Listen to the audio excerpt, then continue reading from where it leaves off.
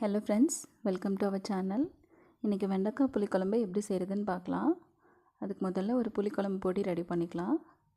இது புளிக்குழம்பு, புளி சாதம் எல்லாத்துக்குமே யூஸ் பண்ணிக்கலாம். நீங்கள் முதல்ல தாளிக்கிற கடலப்பருப்பு 2 ஸ்பூன், உளுந்து 1 ஸ்பூன், அரிசி 2 ஸ்பூன் எடுத்துக்கலாம், வெந்தயம் 1 ஸ்பூன், காஞ்ச மிளகாய் ஒரு 6. இது எல்லாத்தையும் ட்ரை ரோஸ்ட் பண்ணுறதுக்கு ஒரு பேன் எடுத்துகிட்டு ஆயில் எதுவும் சேர்க்காமல் கடலப்பருப்பு, உளுந்து, அரிசி இது எல்லாத்தையும் சேர்த்துட்டு மீடியம் ஃப்ளேமில் வச்சு நல்லா ஃப்ரை பண்ணிக்கலாம். அரிசியோட கலர் லைட் ப்ரௌனாக சேஞ்ச் ஆகி வரணும். அது வரைக்கும் நம்ம வறுத்துக்கலாம். அதுக்கப்புறம் காஞ்ச மிளகாய் சேர்த்துக்கலாம். காஞ்ச மிளகாய் சேர்த்ததும் அடுப்பை ஆஃப் பண்ணிக்கலாம். அடுப்பை ஆஃப் பண்ணிவிட்டு வெந்தயம் சேர்த்துக்கலாம். இப்போ தான் கருகாமல் இருக்கும். இதை ஆற வச்சு ஒரு மிக்ஸி ஜாரில் போட்டு நல்லா ஃபைன் பவுடராக அரைச்சிக்கலாம்.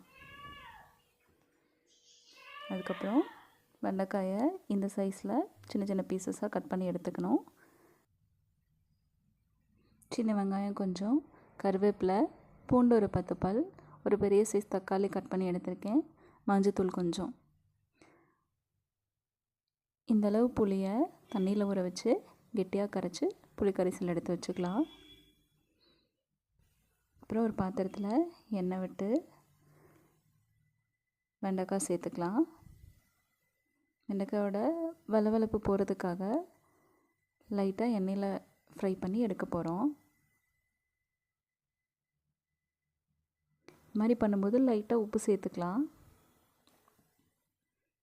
வெண்டைக்காயோட கலர் லைட் ப்ரௌனாக சேஞ்ச் ஆகி வரணும். அது வரைக்கும் இந்த மாதிரி வதக்கிக்கலாம். அதுக்கப்புறம் இந்த வெண்டைக்காய் மட்டும் தனியாக வேற ஒரு பாத்திரத்தில் எடுத்து வச்சுக்கலாம். இதில் இருக்க எண்ணெயே போதும் தாளிக்கிறதுக்கு.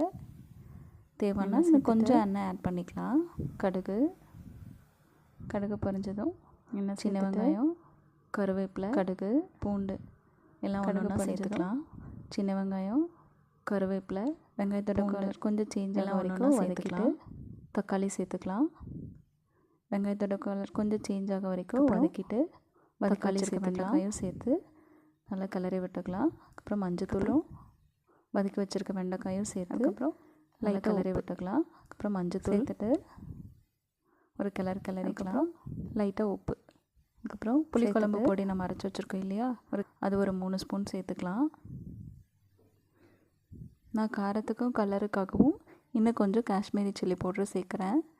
உங்களுக்கு இந்த புளிக்குழம்பு பொடியில் இருக்க காரமே போதுன்னா அது சேர்க்க தேவையில்லை. அதுக்கப்புறம் நம்ம கரைச்சி வச்சுருக்க புளியும் சேர்த்து நல்லா கொதிக்க விடணும். மீடியம் ஃப்ளேம்லேயே வச்சு கொதிக்கட்டும்.